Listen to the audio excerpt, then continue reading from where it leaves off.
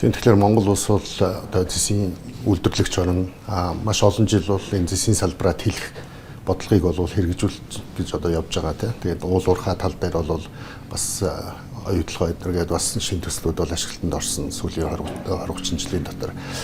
Гэхдээ ер нь бол энэ эрчим хүчний ялангуяа шилжилттэй холбоотойгоор дэлхийд бол зэсийн эрэлт бол нэмэгдэх төлөвтэй байна. Энэ эрэлттэй холбоотойгоор бол улс орнууд бол энэ зэсийн салбараа тэлэх төр тал руу бол нэлээд өргөн хүрээтэй явж байгаа. Энэ боломжийг Монгол улс ашиглаж чадах уугүй юу гэдэг дээр бол өнөөдөр бол манай судалгаа бол төвлөрч явсан байгаа. Тэгэхээр энэ дээр бол бас үнэхээр бид нар бол энэ нэгдүгээрт эдийн засгийн үр ашиг тэгээд хоёрдугаарт бол энэ байгаль орчны асуудал, гуравдугаарт энэ засаглалын гэсэн юм гурван цогц асуудлаар бол нэлээд дөрвтэй бодлогын арга хэмжээнүүд авч байж манай уул уурхай хайгуулын салбаранч дээр магадгүй ялангуяа одоо тэр зэсийн боловсруулалтын салбаранч дээр одоо өргөж боломжтой маа гэсэн тийм л дүгнэлтэд ерөнхий дүгнэлтэд бол хүрч байгаа. Өнөөс гаднаас ашигт нөлөө нөөц ашигласан төлбөрөөр одоо бүтэц хуулийг бас ерөөхдөө тодорхой болгох шаардлагатай байна гэсэн зөвлөмжүүдийг өгсөн байгаа. Ер нь одоо яг дутагдaltaй энэ чиглэлд одоо хамгийн дутагдaltaй байгаа талууд юу гэж харсан бол?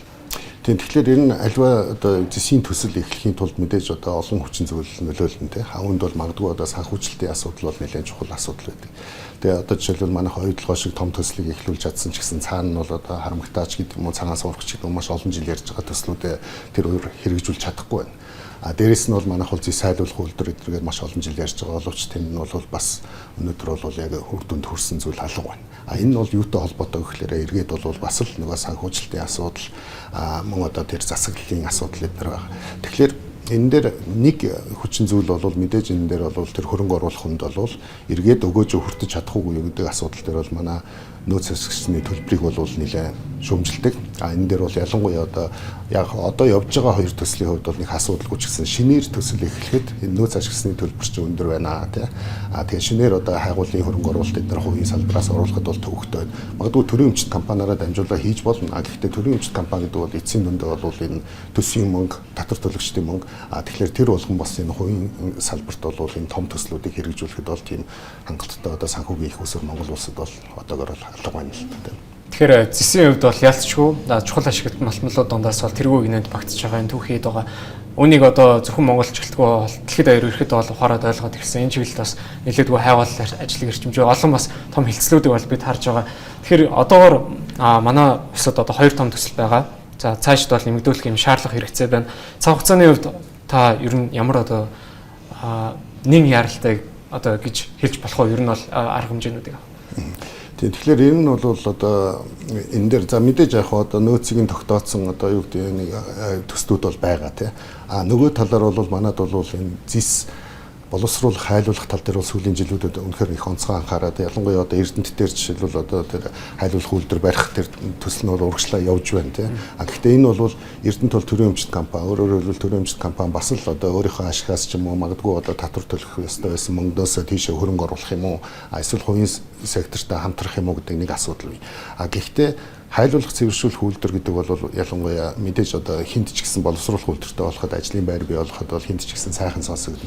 Гэхдээ бусад улсын туршлагаас магадгүй одоо манай туршлагаас ч гэсэн харахад бол тэр болгон бас эдийн засгийн үр өгөөжтэй байж чадахгүй юу тий. Хоёрдугаарт бол мэдээж энэ хайлуулах цэвэршүүлэх үйлдвэртэй холбоотой манай нөгөө дид үтсийн асуудлууд, эрчим хүчний хангамж эднэрийн асуудал тий. Дээрээс нь бол байгаль орчны асуудал бол одоо онцгой чухлаар тавигдана тий. Хүүхний одоо тэр эслийг нь яах юм да жишээлбэл тэр тэгэхээр энийг ингэж цогцоор нь хараад ялангуяа одоо тэр төсвөөс төрийн өмчт компаниас одоо хөрөнгө оруулж байгаа бол тэр засаглалаа тий төрийн өмчийн компани засаглал дээр тал талаас анхаарах нэг шаардлага байна. Хоёрдугаарт бол цаг хугацааны хувьд бол хайлуулах цэвэршүүлэх үйлдвэр, боловсруулах үйлдвэр барьж болно тий. Гэхдээ тэр үйлдвэр маань баталгаатай хэдэн жил ажиллах. Өөрөөр хэлбэл манай тэр зэсийн баяжмал нь байгаа мó боловсруулах тий. Дээрээс нь энэ бол одоо зүгээр одоо юу гэдэг баяжмал үйлдвэрлэхээс илүү өрөмөц одоо зах зээл рүү орж ирж байгаа. Өөрөөр хэлбэл одоо бүх боловсруулах үйлдвэр дэлхийн баг бүх хүчин чадал одоо хятадд байна гэж хэлэхэд хэлсдэггүй тий. Тэгэхээр хятад яагаад одоо энэ дээр одоо тийм олон үйлдвэртэй байгаад байна. Жишээлбэл Перу улс гэхэд бол зэсийн том үйлдвэрлэгч. Гэхдээ өөрөө бол баг тийм боловсруулах үйлдвэр байдаг. Тэгээ яагаад гэж юм гэхээр энэ дэр олон хүчин зүйлс. Нэгдүгээр байгаль орчны асуудал. Хоёрдугаар хятадын тэр үйлдвэрүүдтэй өрсөлдөхөд бол үнэхээр эдийн засгийн талаас бол их төвөгтэй байдалтай байгаа. Тэгээ одоо өнөөдөр ч гэсэн жишээлбэл боловсруулах хайлах үйлдвэрүүд бол одоо нэг сайндаа нэг 80 орчим хувийн хүчин чадлаараа ажиллаж байгаа.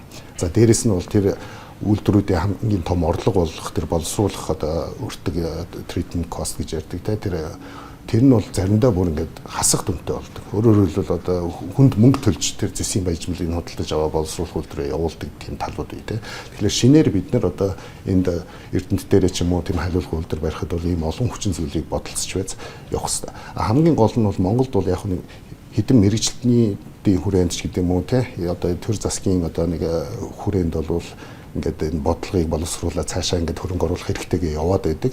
Гэтэл яг ингээд нөгөө хөрөнгө оруулагч нь ороод ирэхлээр одоо жишээлбэл ард иргэдийн одоо эсрэг үзэлтэд тулах уугүй юу те олон нийтийн зүгээс одоо энэ чинь эдийн засгийн ашиг юм байна штэ эсвэл одоо байгаль орчны асуудлаа шийдэг юм байна штэ гэд одоо тэр нэг период үүссэн шиг чийлд үүссэн шиг нөхцөл байдал үүсэх бий те. Тэгэхээр анханасаа бид нар энэ олон нийтийг энэ асуудалд бол оролцуулж те одоо эдийн засгийн үр ашиг нь энэ байна гэдэг ингээд одоо мэдээллийн хангамжийг сайжруулж байж тайлбарлаж одоо байгаль орчны одоо стандартын хувьд бол ийм өндөр түвшний стандартыг бид нар ингэж хэрэгжүүлэх гэж байгаа гэдэг төлөвлөгөөгөө ярьж нийгэмд энэ талаараа бол энэ томоохон төслүүдийн хувьд бол одоо хэлэлцүүлэг өрнүүлмээр байгаа юм.